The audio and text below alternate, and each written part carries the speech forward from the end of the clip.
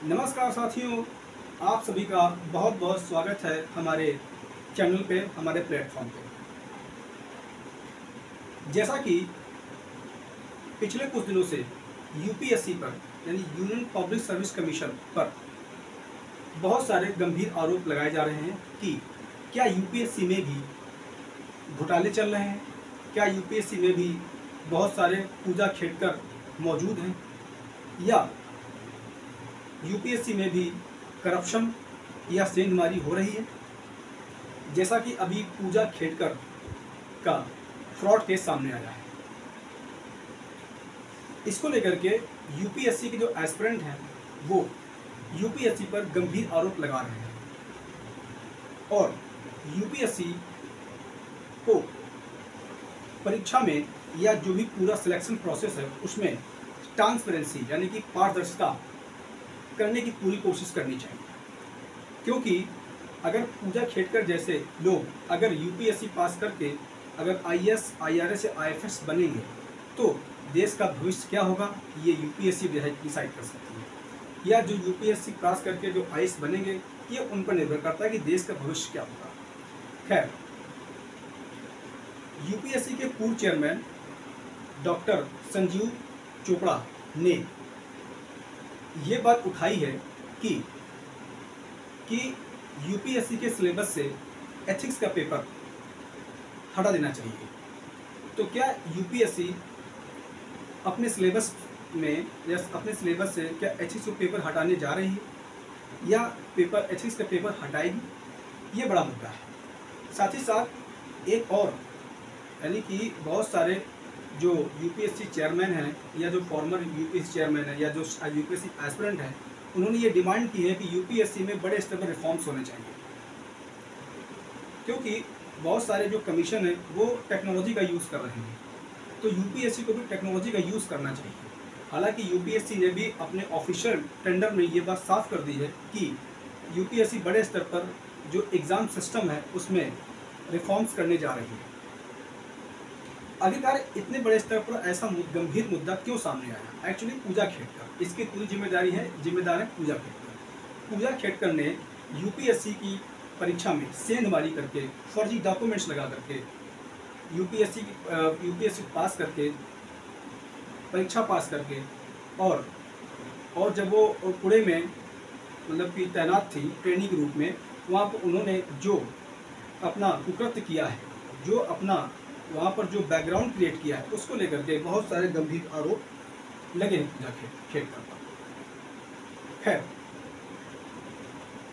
हम आते हैं टॉपिक पर। दरअसल में क्या यूपीएससी एथिक्स पेपर हटाने जा रही है? एक्चुअली यूपीएससी के पूर्व chairman mister doctor Sanjeev Chopra ने ये बात कही। आखिर संजीव चोपड़ा ने एथिक्स को पेपर हटाने की बात क्यों कही है और यूपीएससी में बड़े स्तर रिफॉर्म्स करने की बात क्यों कही? इसके पीछे मैं कुछ आपको पॉइंट बताऊंगा कि आखिरकार संजीव चोपड़ा जी ने ये बात क्यों कही। सबसे पहला मुद्दा ये है कि मैं पिछले 4-5 सालों से देख रहा हूँ कि आजकल के जो आईएएस या जो आईआरएस या आईएफएस या जो आईपीएस सिलेक्टेड स्टूडेंट हैं या जो कैंडिडेट हैं, वो सोशल मीडिया पर बड़े एक्टिव हो गए हैं। उन्हें लगता है कि मैं यूपीएससी में आईएएस बन करके एज एक एक्टर बन गया हूँ या एक पॉलिटिशियन बन गया हूँ, जबकि उनको ये पता ही नहीं होता है कि हम आईएएस क्यों बने हैं और आईएएस क्या होता है। उनको ये पता ही नहीं है, उनको इन्फॉर्मेशन नहीं है कि हम आईएएस क्यों बने हैं। दूसरी बात मैंने नोटिस किया है कि पिछले 4-5 सालों में एक तरफ एथिक्स का पेपर, एक तरफ जो यूपीएससी एस्पिरेंट होता है वो एथिक्स पढ़ता है, लेकिन एक तरफ वहीं देखता हूँ कि 4-5 इंस्टीट्यूट से अच्छा अमाउंट लेकर के स्टूडेंट को फर्जी गाइडेंस प्रोवाइड कराते हैं और जो भी उनका गाइडेंस होता है ये परफेक्ट होता है नहीं होता है, इस पर कोई बहस नहीं होती है, इस पर कोई चर्चा ही नहीं होती है कि जो उन्होंने जिस इंस्टीट्यूट से उन्होंने जो मतलब यूपीएससी एस्पिरेंट हैं जो प्रिपेयर कर रहे हैं यूपीएससी को, उनको तो गाइडेंस दिया वो कहाँ तक कितना सॉलिड है, कितना सत्य है, इस पर कोई बहस नहीं होती है। बहुत सारे इंस्टीट्यूट से बड़ा अमाउंट लेकर के वो चले जाते हैं और उनके चक्कर में बेचारे जो यूपीएससी रियल एस्पिरेंट होते हैं वो फंस जाते हैं।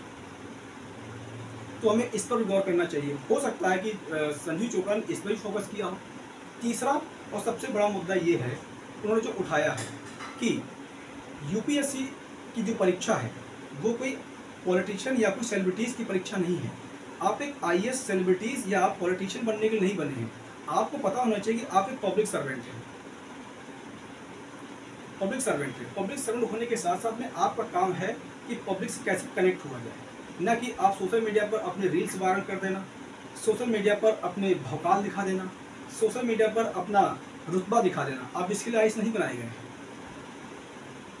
आप आईएएस बनाए गए हैं पब्लिक सर्वेंट के लिए। तीसरा उन्होंने ये बात कही है कि यूपीएससी की जो परीक्षा है उसमें ट्रांसपेरेंसी और अकाउंटेबिलिटी और इंटीग्रिटी होनी चाहिए। चौथी उन्होंने बात कही है कि जो सामान्य वर्ग के जो स्टूडेंट हैं उनको सिर्फ केवल 2 अटैम्प्ट मिलने चाहिए। और उन्होंने ये भी बात कही है कि जो भी SC ST OBC या जो रिजर्व कोटा है या जो डिसेबिलिटी जो स्टूडेंट हैं उनको भी जो अटैम्प्ट है वो कम कर देने चाहिए, ऐसे में बड़ा मुद्दा ये है कि क्या सिर्फ सामान्य वर्ग को 2 अटैम्प्ट मिलना ये कहाँ तक सही है। वैसे भी सामान्य वर्ग के स्टूडेंट के साथ में जब से यूपीएससी का निर्माण हुआ है तब से उनके जब से रिजर्वेशन हुआ है तब से जो समान कास्ट के जो लोग हैं उनके साथ दोहरा रवैया अपनाया जा रहा है। एक स्टूडेंट जिसके 95 प्रीलिम्स में मार्क्स हैं, जिसके 700 प्रीलिम्स मार्क्स हैं, और एक स्टूडेंट ऐसा है जिसके प्रीलिम्स 125 हैं या मेंस में 945 हैं, वो यूपीएससी से बाहर हो जाता है क्योंकि रिजर्वेशन पॉलिसी है। तो हमें जरूरत इस बात की है कि एक बैलेंस अप्रोच बनाई जाए, एक बैलेंस जजमेंट लिया जाए, जिससे कि हर कम्युनिटी को लाभ हो, हर जाति को लाभ हो। ऐसा नहीं कि हम किसी एक वर्ग को लाभ पहुंचा दें, दूसरे वर्ग को मतलब कि दूसरे वर्ग को हम नीचा दिखाएं, ऐसा नहीं होना चाहिए। तो आखिरकार जब एथिक्स का पेपर हटाया है तो आखिरकार इसमें क्या इंक्लूड करेंगे।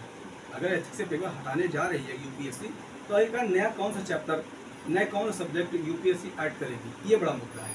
दरअसल में सपोज हम मान लिया कि अगर किसी को आईएएस बनना है, अगर किसी स्टूडेंट को अगर बनना है आईएएस बनना है, आईएएस बनना है, तो इसको क्या करना चाहिए, इसको होना चाहिए इसका काम होता है पब्लिक कनेक्ट।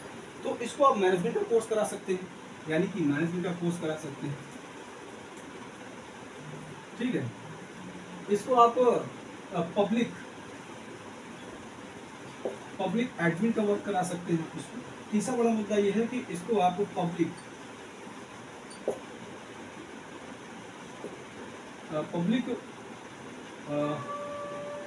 पब्लिक इंफ्रा पर काम करा सकते हैं,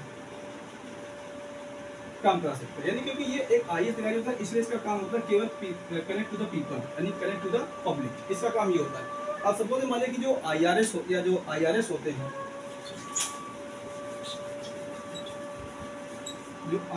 हैं, आप उनको अकाउंटेंसी सिखा सकते हैं,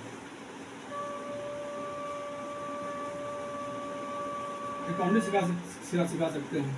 आप उनको टैक्सेशन का अच्छा नॉलेज दे सकते हैं।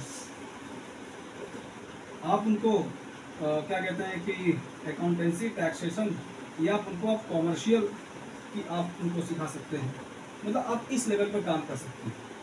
लेकिन जो आपका जो आईएफएस होता है, यानी इंडियन फॉरेन सर्विसेज, इसको आप इंटरनेशनल नॉलेज अच्छा होना चाहिए, यानी कि आईआर का नॉलेज अच्छा होना चाहिए, इंटरनेशनल अच्छा नॉलेज होना चाहिए, प्लस इसको पीएसआईआर का भी अच्छा नॉलेज होना चाहिए, क्योंकि आप देख पा रहे होंगे कि हमारे पास चीन को एनालाइज करने के लिए लगभग 400 आईएएस अधिकारी हैं, और वही चाइना के पास लगभग 4000 अधिकारी हैं, आईएफएस ऑफिसर हैं, जो केवल इंडिया के बारे में सोचते हैं, इंडिया का स्ट्रेंथ है, इंडिया के यहाँ वीकनेसेस है, इस पे काम करते हैं। तो हमको नीड इस चीज़ की है कि जो आईएफएस ऑफिसर होते हैं उनको आईआर प्लस पीएसआईआर का अच्छा नॉलेज होना चाहिए, ताकि एक एक्सपर्ट बन सके वो। और जो आपका होता है आईपीएस,